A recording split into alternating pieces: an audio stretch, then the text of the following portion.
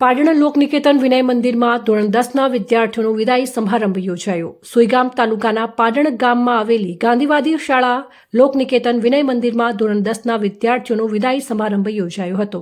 કાર્યક્રમની શરૂઆત વિદ્યાર્થીઓ દ્વારા પ્રાર્થના ગાન કરી ત્યારબાદ શિક્ષકો અને આવેલ આમંત્રિત મહેમાનોએ દીપ પ્રાગટ્ય કરી હતી અને શાળાની દીકરીઓએ મહેમાનોનું ગીતથી સ્વાગત કરી કુંકુ ચોખ્ખાથી વધાવ્યા હતા।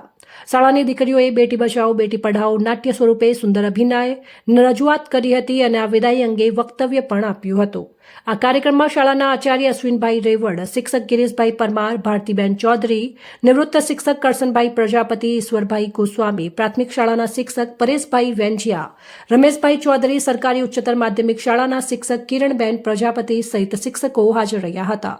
ગામના જાગૃત નાગરિક મેહુલકુમાર વેંજિયા અને ગામના આગેવાનો તેમજ વાલીઓ મોટી સંખ્યામાં હાજર રહી વિદ્યાર્થીઓને પરીક્ષામાં ઉત્તીર્ણ થાય તેવી શુભકામનાઓ પાઠવી હતી।